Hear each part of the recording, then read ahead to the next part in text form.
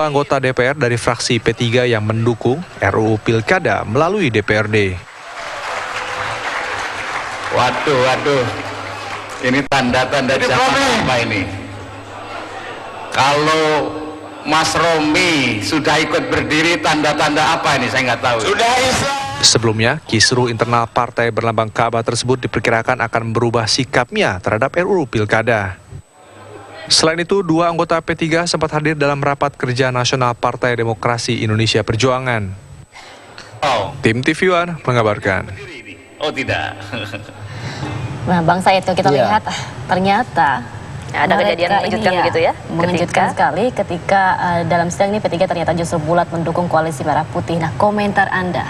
Iya, agak surprise gitu ketika kemarin sudah mulai ada tanda-tanda P3 ini akan juga merapat ke kubu Jokowi JK ya, dengan hadir di acara PDIP, dan kemudian sudah ada rumor yang berkembang misalnya Menteri Agama ya dari P3 itu akan tetap dipertahankan begitu, dan kemudian juga memang terjadi perpecahan di P3 itu kan, ada dua kubu, yang satu ingin di koalisi Merah Putih, yang satu itu kok condongnya ke Jokowi JK gitu.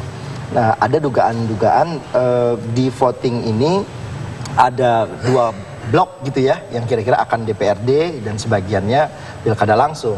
Tapi ternyata kan tidak gitu. Nah, ini di dalam politik bukan sesuatu yang tidak mungkin gitu. Kalau suatu sikap yang sudah kita duga sebelumnya akan ke kiri dan kemudian dia ke kanan, itu ada sesuatu di balik itu. Nah, bisa saja semacam kesepakatan ya, gentleman agreement yang dibuat sebelumnya gitu, itu tidak direalisasikan, atau ada kesepakatan katakanlah deal politik begitu, deal politik tertentu, bisa saja demikian, yang mungkin dibuat antara kubu P3 yang ngeblok ke Jokowi JK tadi itu dengan pendukung pilkada langsung ini, akhirnya nggak deal juga kayak Demokrat gitu ya, sampai akhirnya mereka mengambil sikap kalau begitu ya kita tetap di koalisi Merah Putih ini saja. Karena kalau dia sekali melakukan katakanlah tanda kutip pembangkangan terhadap koalisinya, yaitu koalisi Merah Putih, dan kemudian tetap dimenangkan oleh koalisi Merah Putih DPRD, dipilih oleh DPRD, maka kue kekuasaan di daerah ini P3 juga nggak akan dapat jatah juga, karena dianggap sudah bagian dari luar koalisi gitu. Nah, dia berhitung juga secara politis, besok kursi kita juga nggak terlalu besar di DPR gitu kan, di daerah ini kalau kita ikut kontestasi pemilu langsung juga belum tentu dapat jatah, kira-kira gitu. Tapi kalau ini sudah dikuasai oleh koalisi Merah Putih, bisa saja kue-kue kekuasaan itu mereka bisa menikmati juga untuk sebagiannya gitu, dan itu dianggap lebih realistis bagi P3 gitu. Mas Said, sebagai closing statement melihat semuanya ini, bahkan tadi partai-partai yang bersuara besar melakukan aksi yang di luar dugaan Anda, komentar terakhir. Intinya memang di politik itu sangat dinamis ya, dia itu pergerakan kan by second gitu, setiap detik itu bisa berubah dan politik itu elastis gitu.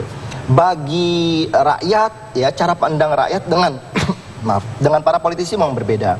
Bagi rakyat ini sesuatu yang menunjukkan kok inkonsistensi, seperti nggak konsisten gitu ya, berubah sana, berubah sini, yang dulu mau pilkada langsung, sekarang DPRD, yang mau DPRD, sekarang pilkada langsung, kira-kira gitu. Nah, tapi bacaan rakyat, cara pandang rakyat itu memang berbeda dengan para politisi. Politisi menganggap hal yang begini biasa dalam politik.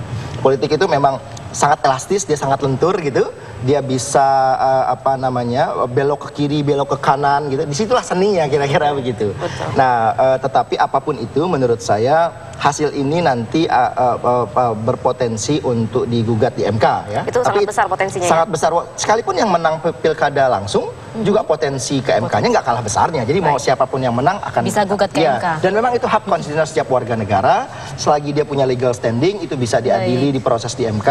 Dan hasilnya nanti kita akan lihat aja. Ya, kita harapkan memang betul-betul ya kalau misalnya ada menggugat ke MK, hasilnya keputusannya juga sesuai dengan apa yang diinginkan oleh rakyat. Terima kasih Bang Said Salahuddin.